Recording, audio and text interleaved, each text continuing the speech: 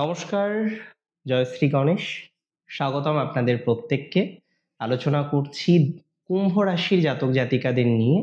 দেবগুরু বৃহস্পতির একটি বিশেষ ট্রানজিট নিয়ে আলোচনা করব। বৃহস্পতির একটি বিশেষ সঞ্চার নিয়ে আলোচনা করব। দেবগুরু বৃহস্পতি আপনার উপচয় ভাবে প্রবেশ করতে চলেছেন আগামী 2 জুন। আর এই তথ্যটা আমি জানি আপনারা প্রত্যেকেই জানেন। তাহলে আজকের ভিডিওটা কেন না, আজকের ভিডিওটা এই কারণে ভালো জিনিসটা একটু বেশি আলোচনা করতে হয়, যাতে ছোটখাটো ভুলগুলো না হয়, তাই না? আমি মনে করি, দেখুন, কুম্ভ রাশির জাতক জাতিকারা এরা বিগত বেশ কয়েক মাস গুপ্ত শত্রুর ষড়যন্ত্র, কর্মক্ষেত্রে অহেতুক বিবাদ, পুরনো কোনো লোন নিয়ে বা ঋণের জালে ফেসে গিয়ে একটা মানসিক দুশ্চিন্তায় ভুগছিলেন, এখনো ভুগছেন। মনে হচ্ছে না যে দিনরাত পার করছেন, দিনরাত পরিশ্রম করছেন, ভাগ্যের চাকা যেন থমকে নেই, উল্টো দিকে ঘুরছে। এই যে অনুভূতি কুম্ভ রাশি জাতক জাতিকারা ফেস করছেন, এটা তো কুম্ভ রাশির জন্য বড় একটা সমস্যার। আর এই সমস্যা থেকে কুম্ভ রাশির মুক্তির শুভ সময় আগত। এই গোচরটি আপনার জন্য কেন এত স্পেশাল বলুন তো? আমি বলি, এই সঞ্চার আপনার জন্য এই কারণে স্পেশাল, আপনার রোগ, শোক, ঋণ, শত্রু, প্রতিযোগিতা এবং চাকরির স্থানে দেবগুরু বৃহস্পতি যাচ্ছেন। এখানে বৃহস্পতি গিয়ে হবেন এক্সাল্টেড, উচ্চস্থ। দেবগুরু বৃহস্পতি কর্কট রাশিতে খুব পাওয়ারফুল, খুবই পাওয়ারফুল, খুবই শক্তিশালী। তার অমৃত সমান পঞ্চম দৃষ্টি দিয়ে আপনার কর্মক্ষেত্র বা দশম ঘর দেখছে। তার অমৃত সমান সপ্তম দৃষ্টি দিয়ে আপনার দ্বাদশ ঘর অর্থাৎ ব্যয় ও বিদেশের ঘর দেখছে। আধ্যাত্মিক দৃষ্টি নবম দৃষ্টি দিয়ে আপনার দ্বিতীয় ঘরকে দেখছে, আপনার ধন ব্যাংক ব্যালেন্সকে দেখছে। পরিষ্কার কথা, ওঠানামা থাকতে পারে আই ভাই। সঠিক রণনীতি বা স্ট্র্যাটেজি মেনে চললে এই বৃহস্পতি আপনাকে কর্মক্ষেত্রে এক অনন্য উচ্চতায় কিন্তু নিয়ে যাবে।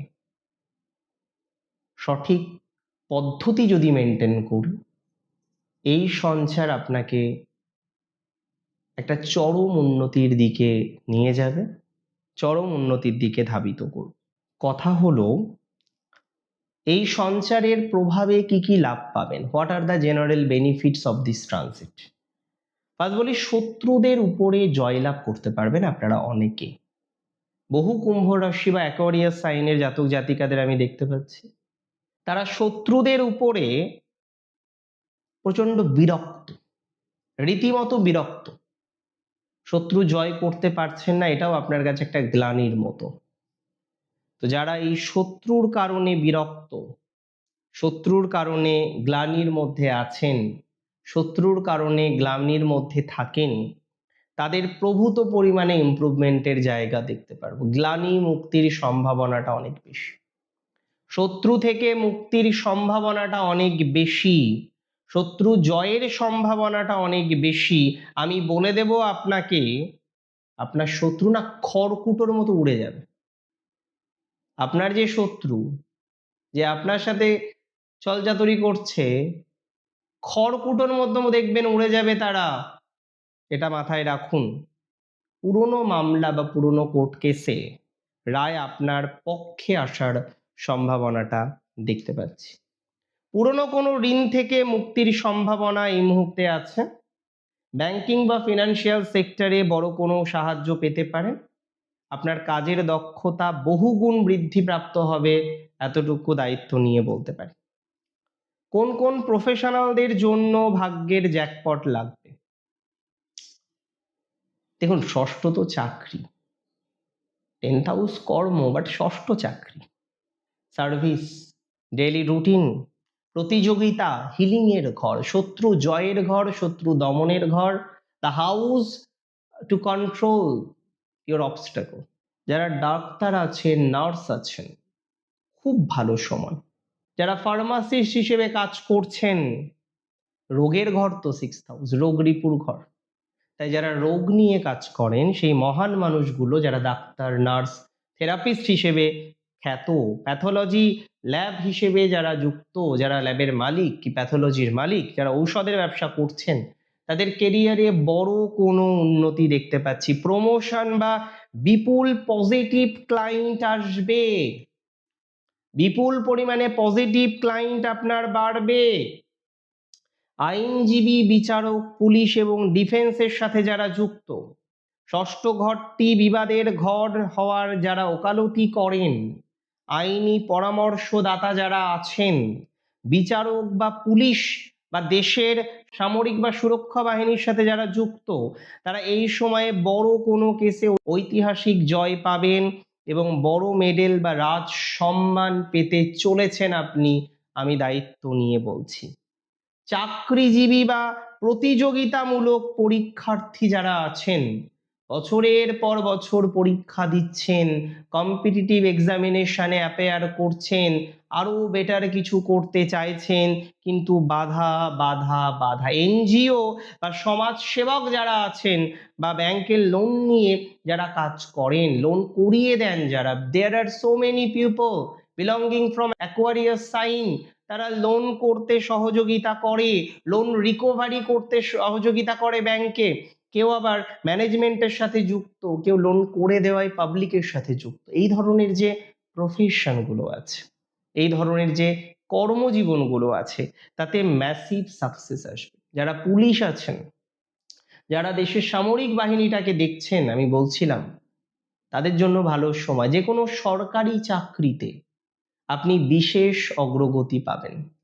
সরকারি চাকরিতে যারা কানেক্টেড আছেন, প্রমোশন পাননি, দীর্ঘদিন ধরে প্রমোশন ডিউ, বেসরকারি চাকরিতে কানেক্টেড আছেন, প্রমোশন পাচ্ছেন না, দীর্ঘদিন ধরে প্রমোশন ডিউ আছে যাদের, এই সমস্ত জাতক জাতিকাদের প্রফেশনাল দিক থেকে সাকসেস আসার সম্ভাবনাটা অনেক বেশি বলে আমি অন্তত পক্ষে মনে করছি।